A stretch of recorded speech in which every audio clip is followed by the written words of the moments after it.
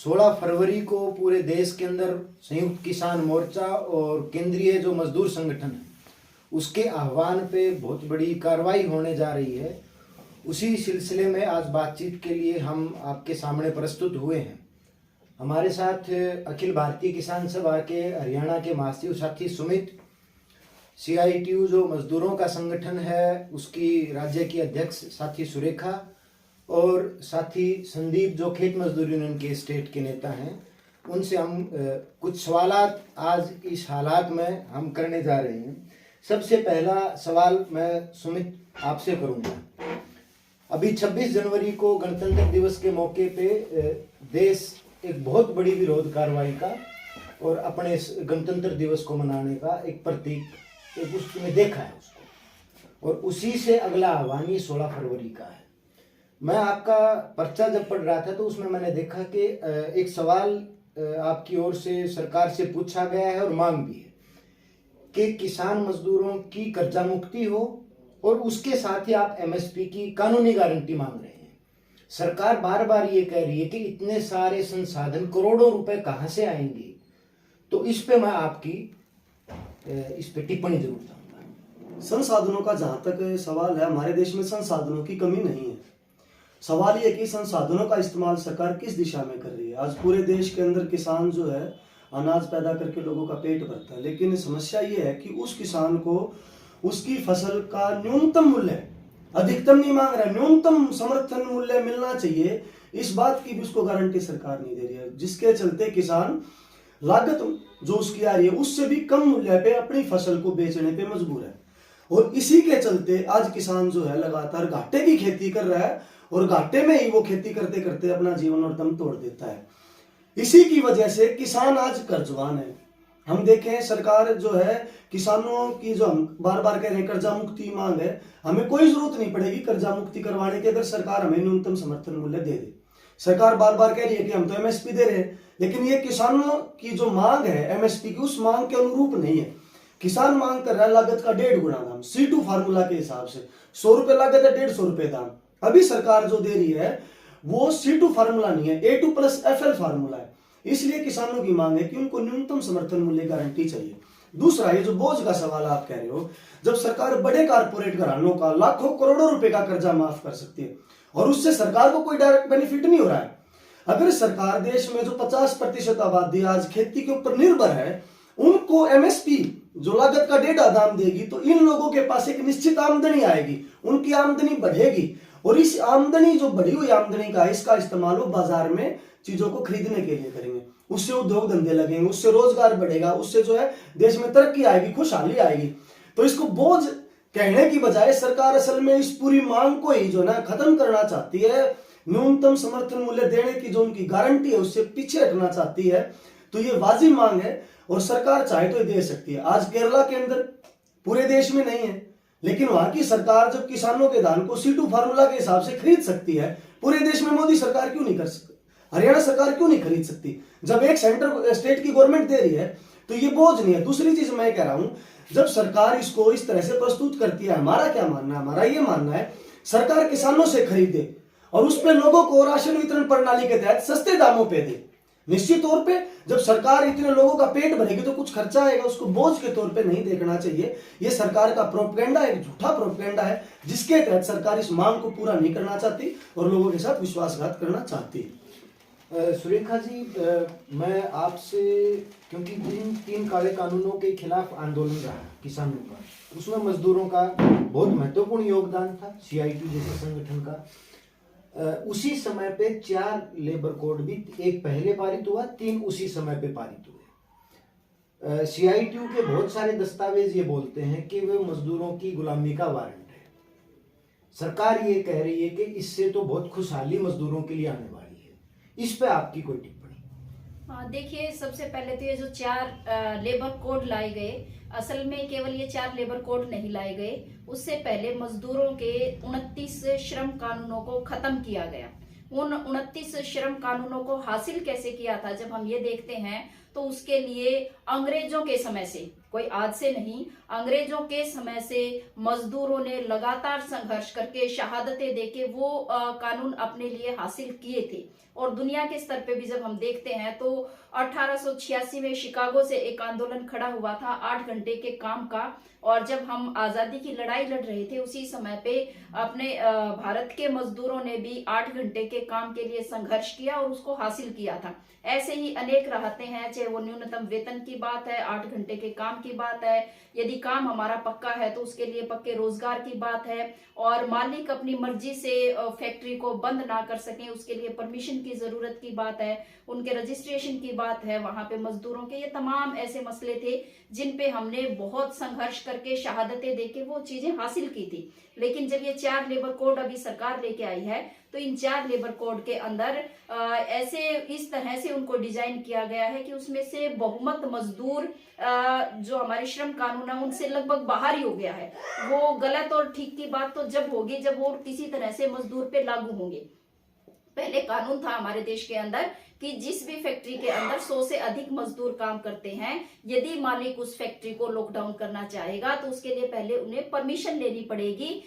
तब यदि सरकार परमिशन देगी तो ही वो उसको बंद कर सकता है, अन्यथा नहीं बंद कर सकता। अब उसको संख्या बढ़ा के उसको 300 कर दी गई है। हम ये जानते हैं कि हमारे जो लघु और मध्यम स्केल के जितने सारे उद्योग है वहां पे उससे कम ही मजदूर काम करते हैं।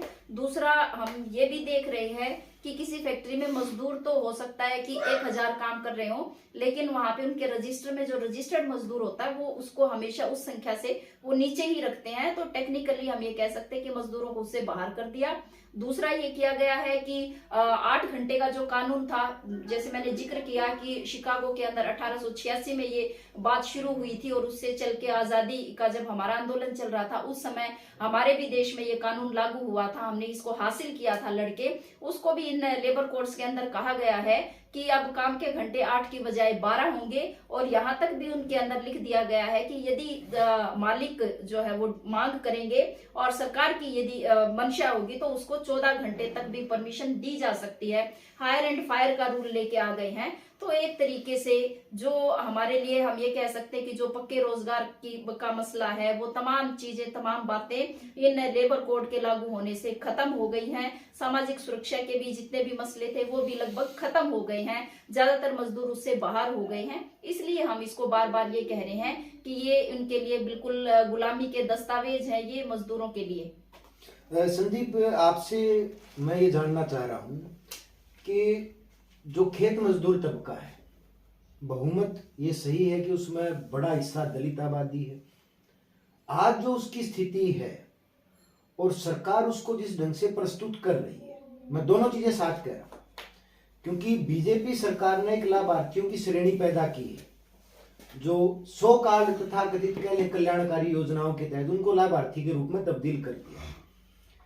आज जो खेत मजदूरों की स्थिति है उसमें क्या जो सरकार दावे कर रही है, उदाहरण के तौर पर हरियाणा में वो कह रही है कि हमने लगभग 66,000 मकान, सरकार का दावा है, हरियाणा के अंदर हमने मकान बना के दिए। तो आज उनके लिए रहने का सवाल है। इन सवालों को मीडिया में, क्योंकि उनकी उस ढंग से कोई जगह ही नहीं है, तो उन सवालों को आप कैसे देखते हैं? उस स्थिति पे आप क्या कहना चाहते हैं? नमस्कार साथियों। विनोद जी, आपने जो ये सवाल रखा है खेत मजदूरों के संबंध में, मैं उससे पहले कुछ आपका ध्यान आकर्षित करना चाहता हूं कि खेत मजदूर जो तबका है पूरे देश के अंदर, वो कुल मिला के बेजमीना परिवार जो है वही ज्यादातर खेत मजदूरी के अंदर जाने को विवश होते हैं। और ऐसी जो ग्रामीण गरीब आबादी जिसके पास कोई जमीन नहीं है, वो देश के अंदर लगभग 56-57% पॉपुलेशन देश की ऐसी है जिसके पास जमीन जो है वो नहीं है।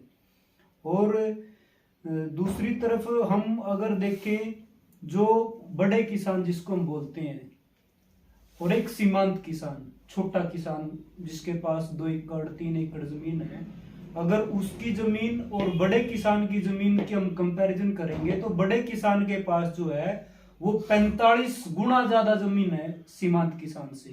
तो कहने का ये आंकड़ा रखने के पीछे मेरी तर्क ये है कि देश की बहुत बड़ी आबादी ऐसी है जो बिना जमीन के है या जमीन का छोटा मोटा टुकड़ा ही उनके पास है खेती के लायक। तो ये केवल अकेले खेत मजदूर की दयनीय हालात की बात नहीं है, जो गरीब किसान भी है उसकी भी देश के अंदर दयनीय हालात आज है। और इसके पीछे कुल मिलाकर मैं ये देखता हूं कि जो देश के अंदर सरप्लस लैंड का कानून बना था, गरीब लोगों को जमीनें जो है वो दी गई थी, उसके अंदर भी आज एक उलटफेर चला हुआ है। उसमें औसत जो जमीन 2002 तक गरीब भूमिहीन परिवारों को मिली थी, वो मात्र औसत अगर उसको निकाले तो 1 एकड़ आती है, और 2015 तक आते आते वो 1 एकड़ से घट के 0.88 एकड़, यानी कि जो मिली हुई थी उसमें से लगभग 7% जो है वो कम हो गई। इसका मतलब ये है कि भूमिहीनता जो खत्म होनी चाहिए थी, खत्म होने की बजाय वो बढ़ती जा रही है। और ये जो जमीन के ऊपर छोटा भी अगर कोई टुकड़ा है किसी के पास, वो अपने परिवार के लिए अनाज पैदा कर सकता है, कुछ जरूरतें पूरी कर सकता है, बाकी वो अपने श्रम को दूसरी जगह पे लगा के दिहाड़ी कमा सकता है। लेकिन ऐसी हालात अपने देश के अंदर नहीं है।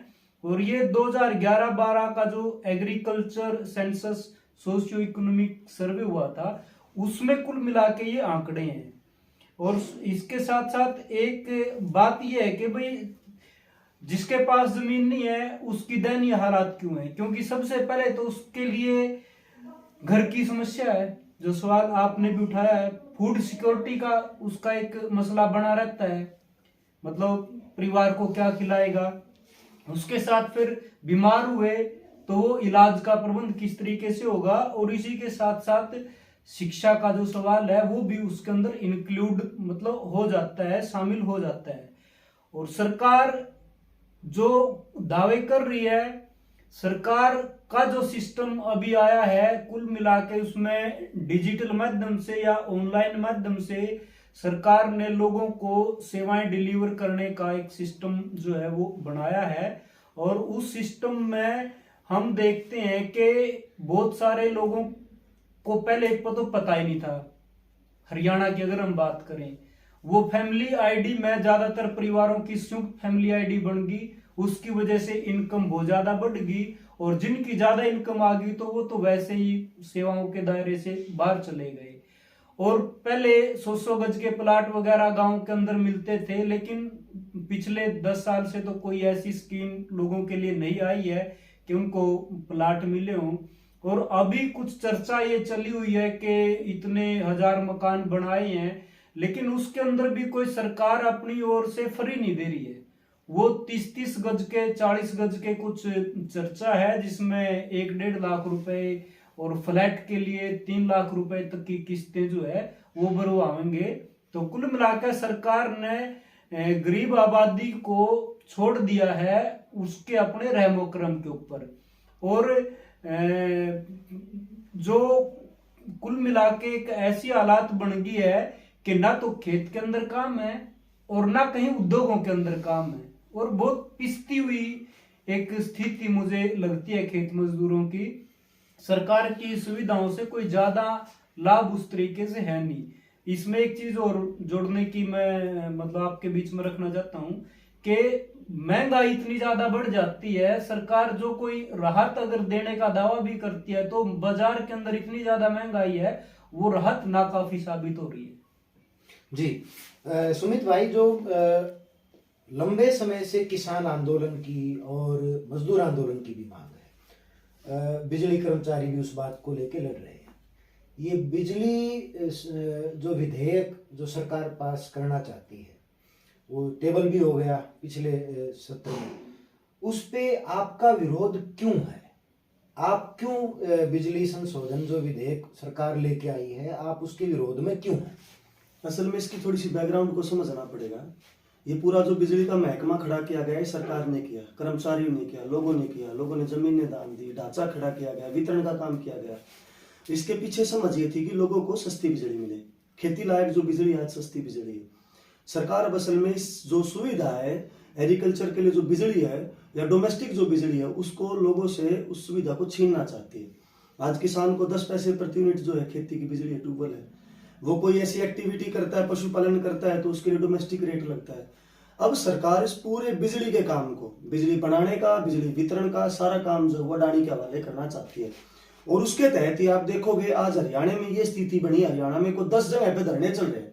वो धरने किस बात के लिए हैं कि अडानी साहब जो यहाँ से एक लाइन लेके जा रहे हैं और उसका कंपेंसेशन जो है किसानों को दे नहीं रहे।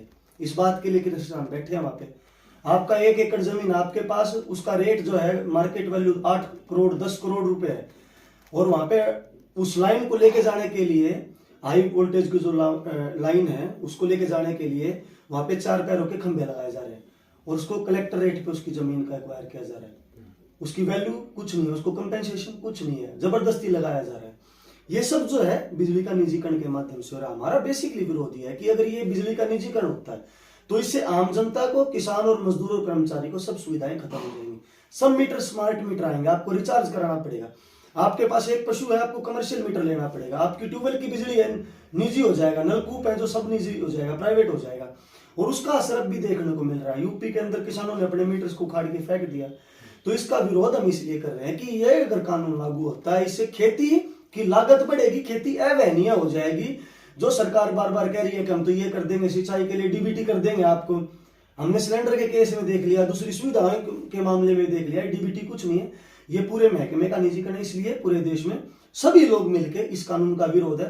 प्रमुख मांग थी हमारी दिल्ली बॉर्डर पे जब हम बैठे थे 13 महीने, उसकी एक प्रमुख मांग थी। सरकार ने आश्वासन दिया था कि हम इसको नहीं लेके आएंगे बिना विचार विमर्श के, लेकिन सरकार दोबारा चोर दरवाजे से इसको लिया है। इसलिए संयुक्त मोर्चा, सभी किसान संगठन, कर्मचारी संगठन इसका विरोध कर रहे हैं।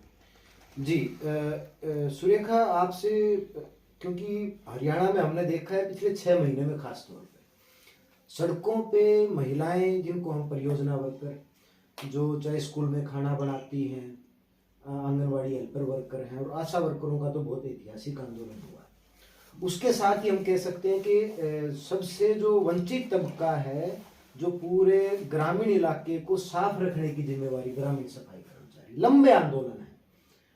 उसमें एक तरफ सरकार कह रही है कि खासतौर पर स्कीम वर्कर्स के बारे में कि ये तो वर्कर ही नहीं है, तो इनको न्यूनतम वेतन नहीं दिया जा सकता, और यही हवाला वो ग्रामीण सफाई कर्मचारियों के बहाने कि एक ढंग से पीस रेट कह लें हम कि इस ढंग से रखा है। ये कुल मिला के आंदोलन एक असर तो डालता है। 16 फरवरी की लड़ाई में वो क्यों शामिल है? देखिए, आपने पहले तो मैं थोड़ी सी इसकी एक बैकग्राउंड जरूर बताना चाहूंगी, सरकार की मानसिकता बताना चाहूंगी कि वो जो बोलते हैं और जो वास्तव में जो करते हैं उनकी कथनी और करनी में क्या फर्क है। वो महिलाओं के लिए जब से सरकार आई है बीजेपी की, उन्होंने सरकार में आते ही एक नारा दिया था, बेटी बचाओ बेटी पढ़ाओ। वो बेटी बचाओ बेटी पढ़ाओ का नारा पूरे देश के अंदर दिया। और एक मोदी जी ने जब पिछले बार वो चुनाव प्रचार में थे, उससे पहले 2019 के चुनाव से पहले वाराणसी में उन्होंने सफाई कर्मचारियों के पैर धोए थे।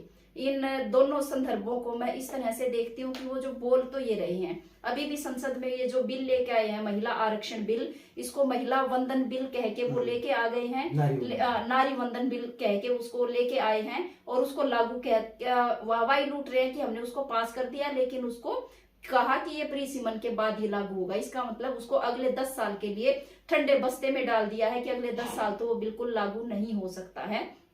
ऐसे ही अनेकों मामले हैं जिससे सरकार की दलितों के प्रति और महिलाओं के प्रति सोच बार बार उजागर हो रही है। वो क्या कर रहे हैं? एक हमारी सामान्य सामाजिक सोच है। सामाजिक सोच ये है कि जितने भी ये सेवा के काम है, ये सेवा के काम तो महिलाओं के ही काम है और ये उनका कर्तव्य बनता है।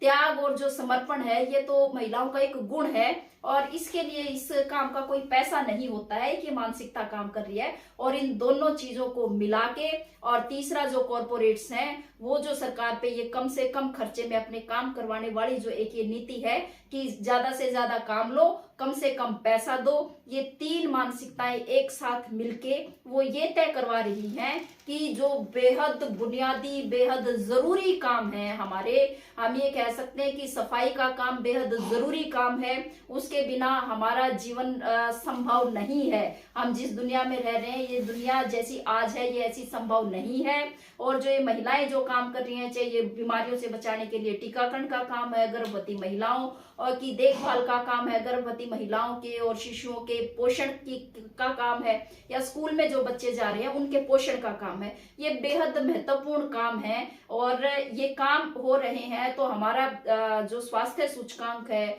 हमारा जो जीवन की प्रत्याशा है वो भी लगातार उससे हमारी बढ़ रही है, बेहतर हो रही है। तो एक तरह से बहुत महत्वपूर्ण है। लेकिन क्योंकि ये जो तीन एंगल मैंने बता दिए पहले से आपको सरकार के, इन तीन वजहों से वो इन वर्कर्स को पक्का कर्मचारी नहीं बनाना चाहते हैं और उनको न्यूनतम वेतन नहीं देना चाहते हैं। महिलाएं जब वो पढ़ लिख गई हैं और वास्तव में जब वो घर से बाहर निकली हैं तो अब उन्हें इस बात का ज्ञान हो गया है कि ये हमारा हक है और ये हमें मिलना ही चाहिए और सरकार हमसे बेगार करवा रही है। ये बात बहुत बेहतरी से समझ में आ गई है महिलाओं को, इसीलिए सड़क पे बहुत ही जुझारू आंदोलन हमें महिलाओं को देखने को मिल रहे हैं। और ये पक्के तौर पे आने वाले समय में ये आंदोलन और भी बढ़ेंगे। और भी कई स्कीम वर्कर्स हैं जो अभी संगठित हो रही हैं और आने वाले समय में आंदोलन की तैयारियां कर रही हैं। और इसी तरह से सफाई कर्मचारियों के संदर्भ में भी बहुत सारी जगहों पे जो अभी तक संगठित नहीं है सफाई कर्मचारी, वो भी संगठित हो रहे हैं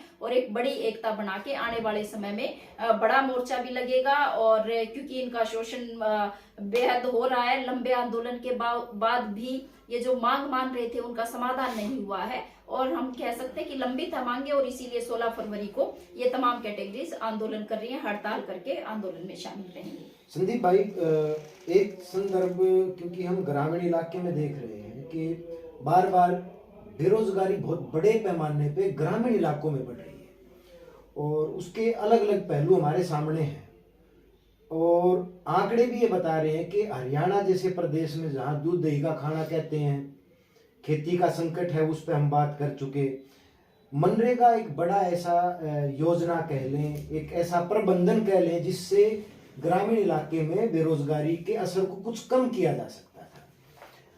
वहाँ जो स्थिति है, और अभी सुनने में ये आ रहा है कि बहुत तरह की टेक्नोलॉजी के नाम पे कि आपको अटेंडेंस ऐसे लगेगी, इस पे कुल, क्योंकि जब हरियाणा में जब हम बात कर रहे हैं तो लगभग 10 लाख लोग हैं और ये बहुमत तबका हम ये कह सकते हैं जो बड़ा हिस्सा खेत मजदूर की श्रेणी का है और उसमें बड़ी संख्या महिलाओं की है। तो ये मनरेगा के संदर्भ में जो स्थिति है, सरकार की नीयत, अलग अलग राज्य सरकारें भी इस पे हैं, तो इस पे मैं आपकी टिप्पणी, इसको आप कैसे देखते हैं कि इस संकट के खिलाफ कैसे लड़ा जाए, ये समस्या किस रूप में सामने आ रही है?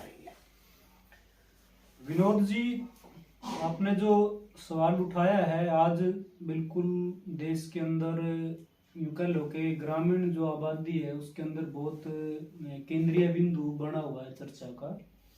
और कृषि के क्षेत्र में जो बदलाव हो रहे हैं, नीतिगत बदलाव, उसका सीधा असर जो है वो पड़ता है खेत मजदूर के ऊपर भी। और इसमें 2-3 आंकड़े मैं आपके बीच में रखूंगा, वो जरूरी हालात को समझने के लिए, कि कृषि श्रेणी में लगे जो व्यक्ति हैं 2021 के अंदर वो जो आत्महत्याएं हुई हैं 10,881, जिसमें किसान थे 5318 और खेत मजदूर 5563। मतलब किसान की आत्महत्या एक मुद्दा बन जाती है, लेकिन खेत मजदूर की जो आत्महत्या होती है वो कहीं ना तो मुद्दा बनती है ना राजनीतिक चर्चा के अंदर आती है। और इसके साथ एक बड़ी कैटेगरी के तौर पर हम देखेंगे, श्रेणी के तौर पर दिहाड़ी मजदूर जो है उनकी भी आत्महत्याएं हैं। कुल जो आत्महत्याएं दर्ज हुई थी वो थी 1,64,033 और इसमें से दिहाड़ी मजदूर जो है वो 42,004।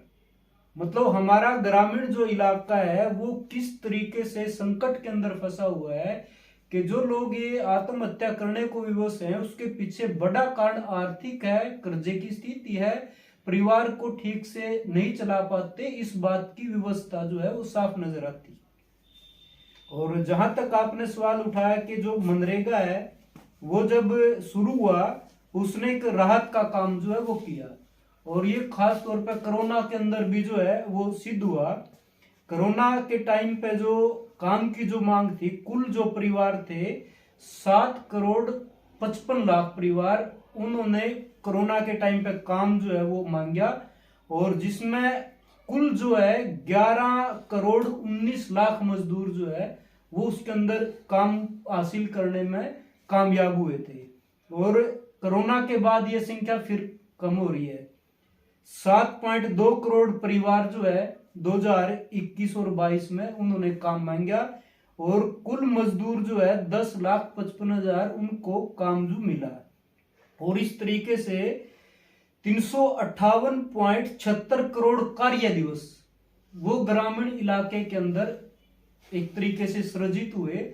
लेकिन अभी देखते हैं कि पिछला जो ये गया है 2022-23 का, इसमें मनरेगा के बजट को कम करके 60,000 करोड़ कर दिया, जबकि खुद सरकार की जो कमेटी है मनरेगा को लेकर वो डिमांड कर रही थी कम से कम 98,000 करोड़ जो है वो बजट हो। सरकार की नीयत नहीं लगती कि वो गांव के अंदर ही गरीब परिवारों के लिए रोजगार मुहैया कराए, वो कहीं कहीं बचती हुई नजर आती है। लेकिन मनरेगा ने एक अपनी जो प्रासंगिकता है वो कोरोना के टाइम पे सिद्ध करी थी, और अब भी जब हम गांव के अंदर जाते हैं लोग बिल्कुल खाली बैठे हैं, काम की उनको जबरदस्त मतलब कह लो कि इच्छा है, जरूरत भी है, मगर सरकार उससे काफी पीछे। इस स्थिति में आपका मांग क्या है? जो प्रमुख सवाल है, ठीक है वो उससे दुखी है, परेशान है, वो संकट दिख रहा है। देखो, प्रमुख मांग हम हड़ताल के अंदर भी ये मुद्दा उठाया हुआ है कि सबसे पहले तो मनरेगा का कार्यान्वयन जो है वो सुनिश्चित तरीके से हो। 100 दिन की गारंटी है वो मजदूरों को मिले, और 100 दिन में क्योंकि काम नहीं चलता तो उसको बढ़ा के कम से कम 200 दिन किया जाए, और उसकी जो दिहाड़ी है वो 600 रुपए जो है मनरेगा के अंदर की जाए। आज भी अखबार के अंदर जो है वो खबर लगी हुई है, पार्लियामेंट की भी एक कमेटी है इसके ऊपर, वो खुद मानती है कि मनरेगा की जो मजदूरी है वो कम है देश के अंदर बहुत सारे राज्यों में, और वो अपनी ओर से प्रपोज ये कर रहे हैं कि 375 रुपए जो है वो मनरेगा की जो दिहाड़ी है वो कर दी जाए। वो बहुत नाकाफी उनकी ओर से भी सिफारिश है, मतलब ये धोखा है एक प्रकार से मजदूरों के साथ। मैं सुमित भाई के पास जाऊं उससे पहले सुरेखा आपसे 2 बातें पूछना चाहता हूँ। एक तो एक आंकड़ा मैंने अभी देखा कि हमारे देश में हर साल 15 लाख इंजीनियर पैदा होते हैं, वो अपनी डिग्री कंप्लीट करते हैं। उनको हर साल 6 से 8 लाख लोगों को रोजगार मिलता था। वो रोजगार कैसा, ये अलग पहलू है, मगर उनको नौकरी मिलती थी। इस साल सीएमआई का आंकड़ा ये कह रहा है कि वो उनको 1,25,000 लोगों को ही मिलेगी। मैं बीटेक स्टूडेंट्स की बात कर रहा हूँ जो इंजीनियरिंग कर चुके। इसके साथ में अभी आज के अखबार में है हरियाणा की सरकार ने सी कैटेगरी की नौकरियां निकाली, सॉरी उस पर भर्ती वो कर रहे हैं, तो उस पर अब फिर कोई स्टे आ गया कि जिनके ज्यादा नंबर थे उनको नंबर नहीं आया। तो ये जो बेरोजगारी जिस ढंग से बढ़ रही है उसमें अभी जो रोजगार के अंदर जो लोग थे, जैसे हिट एंड रन का मामला आ गया, उसमें वो कह रहे हैं कि लोग उसके खिलाफ आंदोलन में है, सरकार कह रही है कि नहीं इससे ऐसा कुछ नहीं होगा। तो दूसरा इसके साथ ही कि जब रोजगार तो घट रहे हैं, अभी हिट एंड रन के मामले पे सरकार का इस आज संसद सत्र समाप्त हो गया, उन्होंने इस पे कोई बात नहीं की, और काफी बड़ी संख्या है, बहुत महत्वपूर्ण एरिया है ट्रांसपोर्ट सेक्टर। तो ये हिट एंड रन में जो 10 लाख का जुर्माना और 10 साल की सजा और 7 लाख का जुर्माना, इस पे आपकी सीआईटीयू की क्या रणनीति है? इसको आप इस 16 फरवरी के आंदोलन में किस ढंग से देखते हैं? देखिए, ये जो पहले दंड संहिता थी और उसमें कहीं पर भी ड्राइवर्स का नाम उसमें उस तरह से शामिल नहीं था, और उसमें मामूली सी सजा का प्रावधान था, उसको बदल के इतना ये कड़ी सजा और कड़ा जुर्माना ये जो किया गया है, हमारा मानना ये है कि इससे एक्सीडेंट बंद नहीं होने वाले हैं। एक्सीडेंट बंद करने के लिए अलग चीजें, रोड अच्छे होने चाहिए, वहां पे उनकी व्यवस्था सही होनी चाहिए, कई तरह से चीजें हैं और कानून को कई तरह से लागू करवाने के कई तरीके होते हैं। लेकिन ये तो केवल जो मजदूर हैं और जो हम ये कह सकते हैं कि जो ड्राइवर हैं वो बहुत ही मामूली पैसे पे वो दूसरे की गाड़ी चलाते हैं। 10-10, 12-12 हजार रुपए उनकी महीने की आमदनी है और उसके अंदर कई तरह के मसले हैं। तो एक तरह से हम ये इसको मजदूरों पे हमला ही देख रहे हैं। न केवल हम देख रहे हैं, तमाम जितने भी ड्राइवर हैं वो तमाम ड्राइवर इसको इस तरह से देख रहे हैं और हमने इसका विरोध किया। इस कानून का हम स्पष्ट रूप से मांग कर रहे हैं कि ये वापस होना चाहिए। इसके साथ ही जिसमें हम ये देखेंगे कि ड्राइवर्स जो हैं ट्रकों पे वो अच्छे पढ़े लिखे नौजवान हैं। अभी जब मीटिंगें हुई, बातचीत हुई तो ये पता चला कि उनका एक हिस्सा ऐसा है जो काफी शिक्षित भी है लेकिन कहीं पे रोजगार नहीं है, तो वो भी रोजगार करने पे विवश है। और अनेक तरह से हम देखते हैं कि बेरोजगारी तो पक्के तौर पे बढ़ ही रही है। एक लेवल का रोजगार जिसके वो हकदार हैं या अपनी काबिलियत के अनुसार रोजगार तो आज लोगों को मिल ही नहीं रहा है। उससे नीचे जिसको हम ये कहते हैं कि कुछ भी काम मिल जाए तो भी लोग करने को तैयार है, वो स्थिति भी आज नहीं है।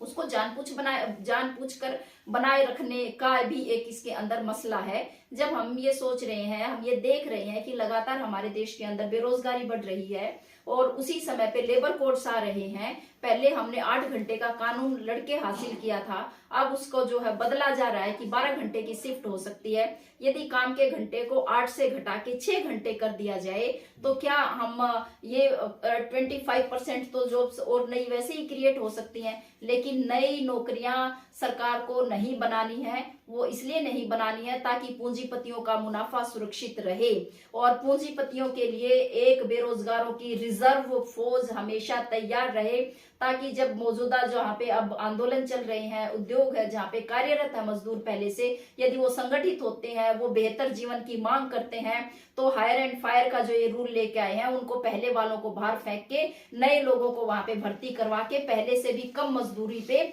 उनको काम करने के लिए विवश किया जा सके, ये सारा मसला इसका है। और ये हम कह सकते हैं कि क्योंकि मोदी की जो सरकार है, ये इससे पहले भी हमारे देश में आजादी के बाद से केंद्र में जितनी सरकारें रही हैं सब पूंजीपतियों के पक्ष की सरकारें रही हैं और उसमें अब भाजपा तो बिल्कुल नंगे तौर पे बिल्कुल साफ तरीके से वो सब चीजों को, सारे कायदे कानूनों को बिल्कुल ताक पे रख के और एकदम पूंजीपतियों के साथ खड़ी है। और पूंजीपतियों में भी से भी हम कह सकते हैं कि वो अपने 1-2 पूंजीपतियों को उन्होंने पूरा देश उनके हवाले कर दिया है, उनके साथ खड़े हैं। तो इनको बेरोजगारी से या नौजवानों से, उनके जीवन के संकट से, इन सब तमाम चीजों से कुछ भी लेना देना नहीं है।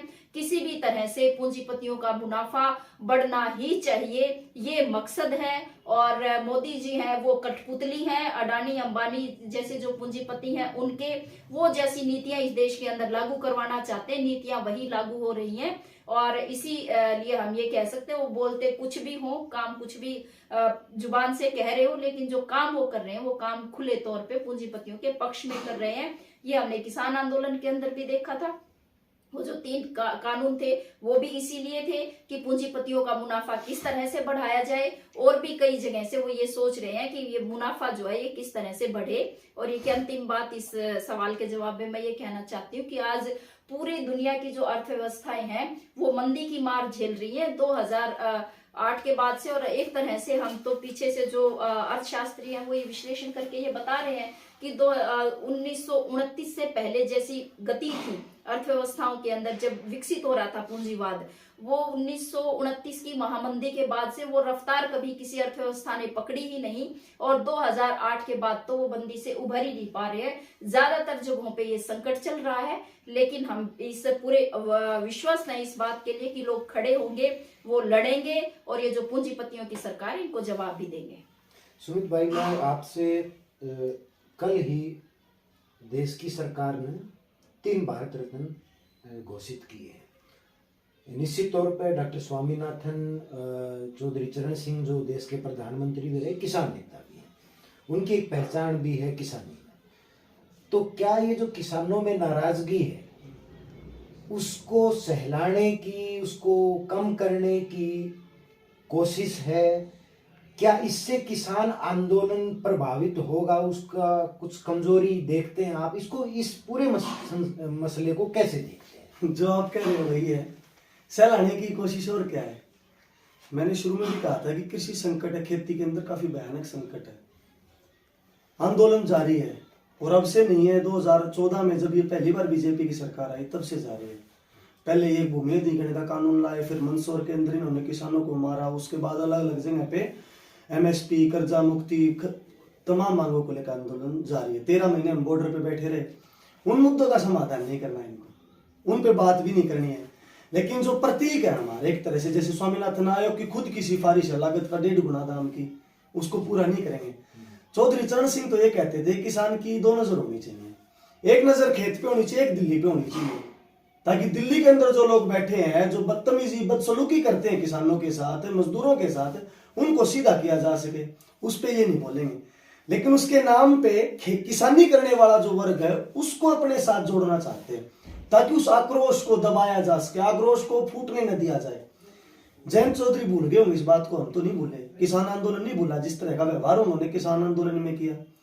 लेकिन क्योंकि वोट बैंक पॉलिटिक्स देश में चल रही है, बीजेपी इसके नाम पे किसानी जो जाति है उनको अपनी ओर आकर्षित करना चाहती है। मैं इसमें एक बात और जोड़ दूं अभी, क्योंकि कल मैं राकेश टिकैत जी का इंटरव्यू सुन रहा था, उनसे सवाल किया गया 13 फरवरी को लेके, उन्होंने कहा कि संयुक्त किसान मोर्चा का आह्वान नहीं है और असल में ये किसानों की जो एकता बनी दिल्ली आंदोलन से, उसको तोड़ने की सरकार की कोशिश है। एक ये जैसे ही उन्होंने जो भारत रत्न दिए हैं, इससे क्या किसान आंदोलन में और किसानी में भ्रम पैदा नहीं होगा? कोई भ्रम पैदा नहीं होने वाला, कुछ भी नहीं होने वाला। किसान जो इस बात को समझ चुका है, ये पूरी बीजेपी की चाल है और बिल्कुल किसान आंदोलन का जो नेतृत्व है, संयुक्त मोर्चा का जो नेतृत्व है, उसकी स्पष्ट समझ है। वास्तविकता में संकट हल करो आप। भारत रत्न तो ठीक है, वो हमारे एक तरह से जो है एक बहुत बढ़िया नेता रहे हैं जिन्होंने एक दिशा दिखाई है, लेकिन केवल भारत रत्न से खेती का संकट हल नहीं होगा ना, किसान की दशा नहीं बदलेगी ना।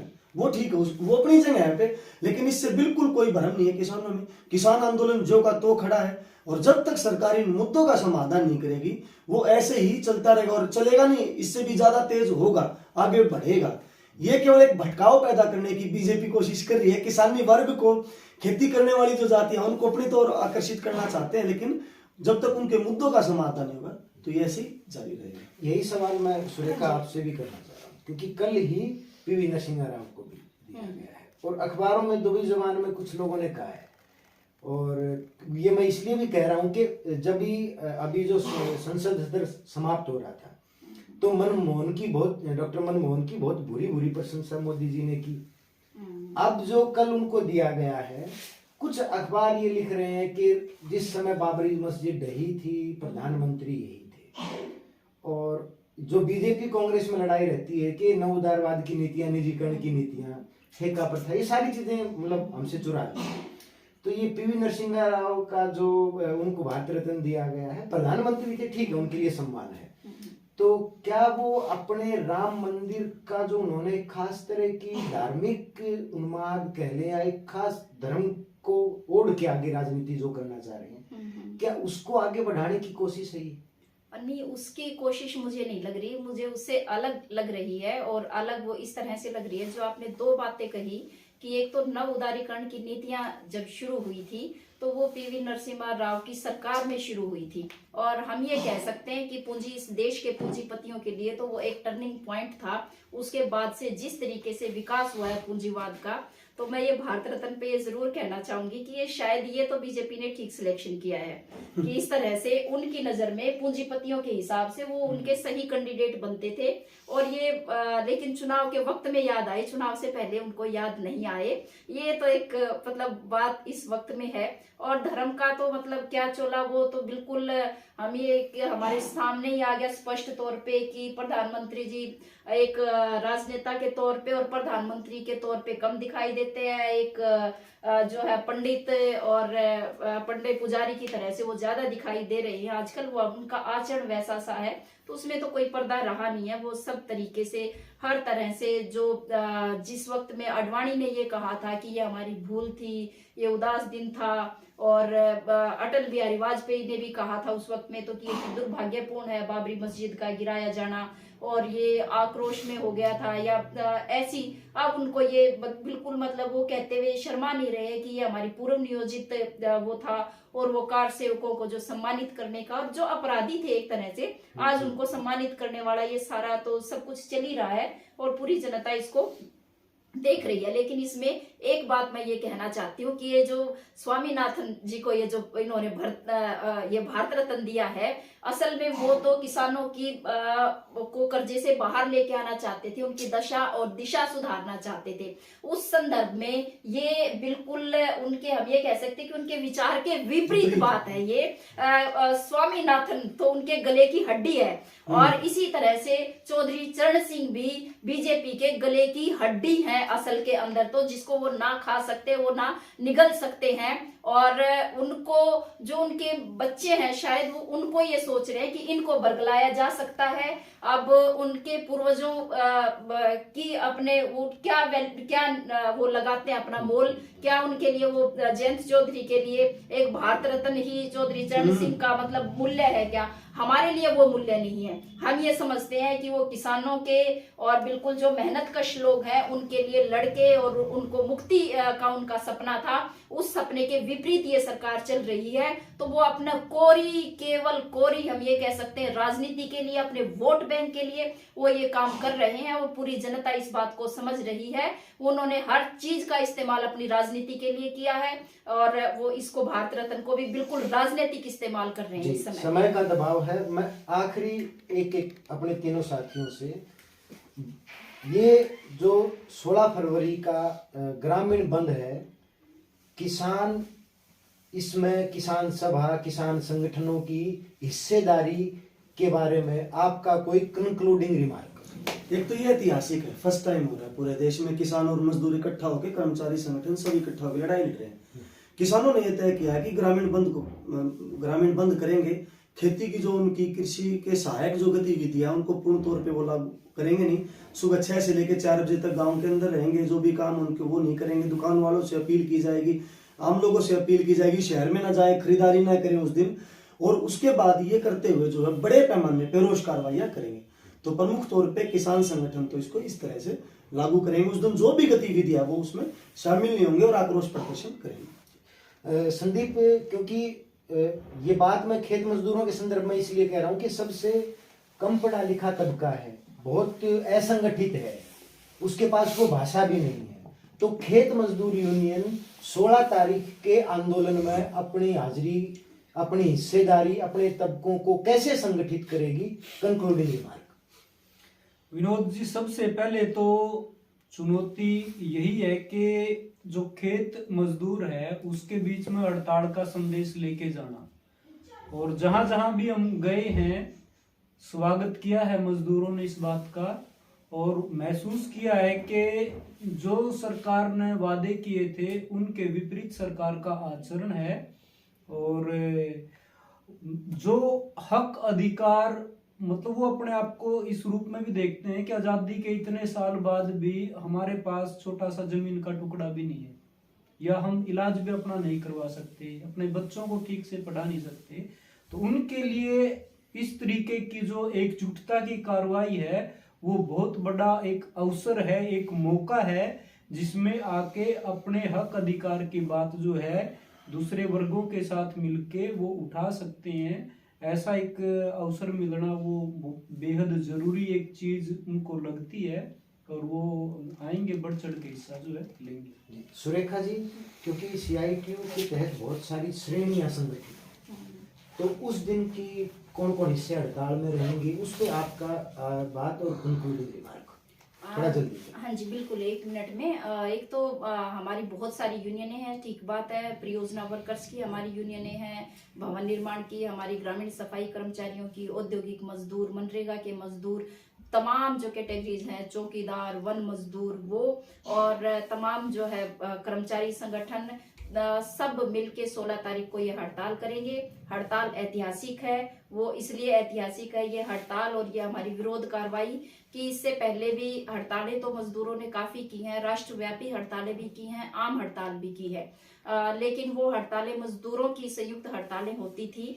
ये जो हड़ताल है और ये जो विरोध कार्रवाई है 16 तारीख की, ये संयुक्त किसान मोर्चा, खेत मजदूरों और तमाम जो हमारी केंद्रीय ट्रेड यूनियन है उनके आह्वान पे ये विरोध कार्रवाई हो रही है। तो ये बहुत व्यापक विरोध कार्रवाई है और इसका असर व्यापक तौर पे 16 तारीख को हमें हरियाणा की सड़कों पे दिखाई देगा।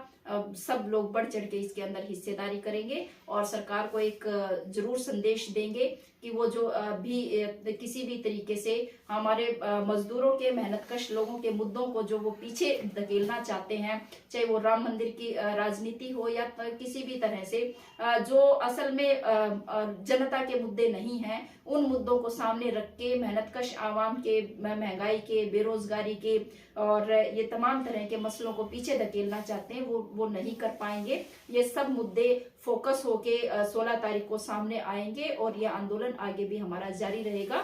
16 तारीख को ऐतिहासिक आंदोलन होगा। साथियों, तीनों साथियों का धन्यवाद करते हुए मैं अपनी कंक्लूडिंग में ये कहना चाहता हूँ, हमारी इस चर्चा का उद्देश्य ये था कि हमारा संदेश ज्यादा साथियों तक पहुंचे। जो भी साथी इस बातचीत को देख रहे हैं, सबसे मेरी अपील है ज्यादा से ज्यादा शेयर करें, सभी ग्रुपों में भेजें और आपका सुझाव भी हमें मिले ताकि इस तरह के जो भी बातचीत हम करें उनको और बेहतर ढंग से आम जनता के बीच, क्योंकि एक ढंग से हम ये कह सकते हैं ये मजदूर किसानों का अपना चैनल, अपना संवाद का तरीका है। आप इसको ज्यादा से ज्यादा शेयर करेंगे। इन बातों के साथ बहुत बहुत धन्यवाद।